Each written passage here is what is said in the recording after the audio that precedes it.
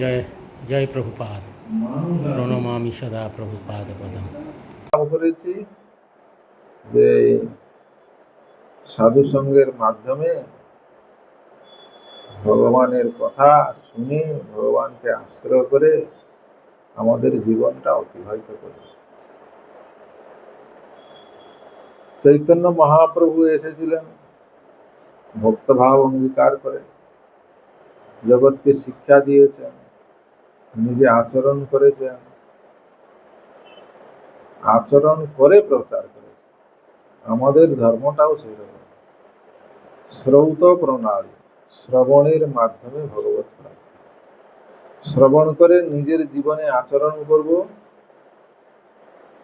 আর অন্যকেও এই কথা বলব। নিজে আচরণ না করে অন্যকে কোনো কিছু বলবো না। তো মহাপ্রভুর এটা শিক্ষা, আপনি আচরি ধর্ম জীবের শিখা।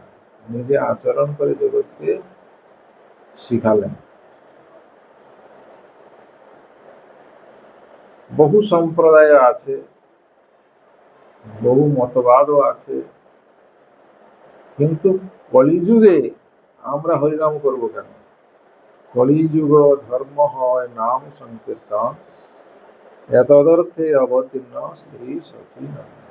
কলিযুগের যুগ ধর্ম হচ্ছে নাম সংকীর্তন। নাম সংকীর্তন ব্যতীত অন্য কোন পন্থার দ্বারা ভগবানের কাছে যাওয়া যাবে না। তো ভগবান এই কলিযুগে নাম রূপে এসছে।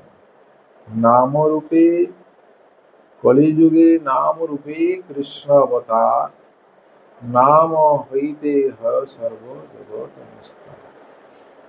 ভগবান কলিযুগে এসেছেন কি না নাম রূপে।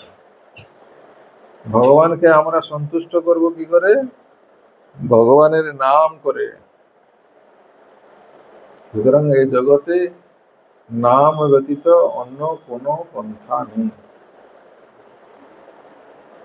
আমরা যদি নাম না করি আমরা কেউই উদ্ধার পাব না। যে কোনো স্তরে থাকি না কেন, কেহ অশিক্ষিত হতে পারে, কেউ শিক্ষিত হতে পারে, কেউ ব্রাহ্মণ হতে পারে, কেউ নিচ কুলেও জন্ম হতে পারে, কিন্তু যদি নাম না করে তার কোনো মূল্য নেই। নামকে বাদ দিয়ে এই জগতে কিছু হতে পারে না। এই জন্য প্রথমে আমাদেরকে নাম করতে হবে। এই নামটা কি না হরে কৃষ্ণ মহামন্ত্র। হরে কৃষ্ণ কৃষ্ণ কৃষ্ণ হরে হরে, হরে রাম রাম। এ হচ্ছে যত মন্ত্র আছে তার শ্রেষ্ঠ হচ্ছে মহামন্ত্র।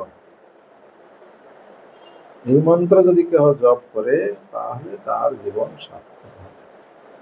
কিবা জ্যোতি সতী কিবা নীচ জাতি, যেবা হরি নাহি ভজে, ভবে জনমিয়া ভ্রমিয়া ভ্রমিয়া রৌরব নরকে। একজন শ্রেষ্ঠ সন্ন্যাসী হতে পারে, সন্ন্যাসের বহু ঊর্ধ্বে থাকতে পারে, একজন সতী নারী হতে পারে, কিন্তু যদি নাম না করে তার সতীত্বও কোনো মূল্য নেই, তার সন্ন্যাসীরও কোনো মূল্য নেই। আমরা তো দেরি আছে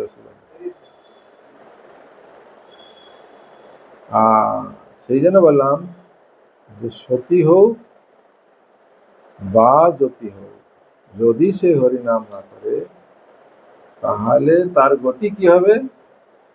রৌরব নামক নরক আছে। নিরামিষ খাচ্ছে, বাড়ি ঘর ত্যাগ করে সব চলে এসেছে, যদি হরিনাম না করি তার কোনো। সতী সীতার মতো জীবন যাপন করছি, কোনো কলঙ্ক নেই, কিন্তু যদি হরিনাম না করি তারও কোনো। এই জন্য কলিযুগে নামটাই শ্রেষ্ঠ। সারাদিন ভগবানের মালা গাচ্ছে, সারাদিন ভগবানের জন্য রান্না করছে, সারাদিন ভাগবত শ্রবণ করছি, পাঠ করছি, সব ভগবতীয় সম্বন্ধ কাজ করছি, কিন্তু যদি হরিনাম না করি তার কোনো মূল্য নেই। সবগুলা কর্ম হয়ে যাবে।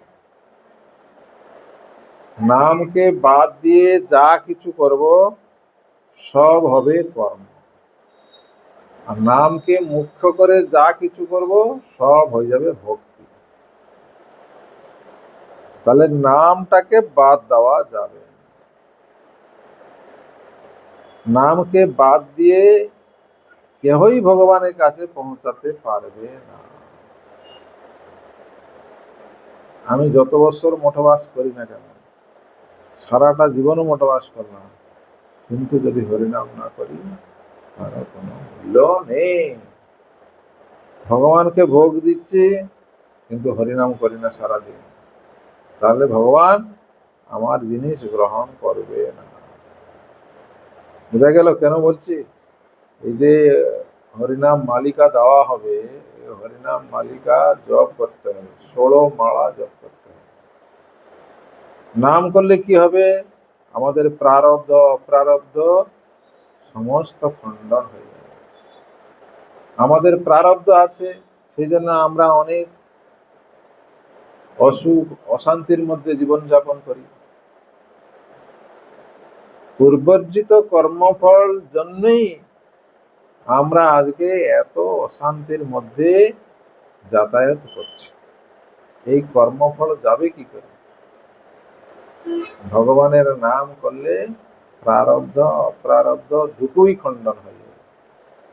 জন্মদাতা পিতা নারী প্রারব্ধ খণ্ডাইতে, প্রারব্ধ কেউ খণ্ডন করতে পারবে না।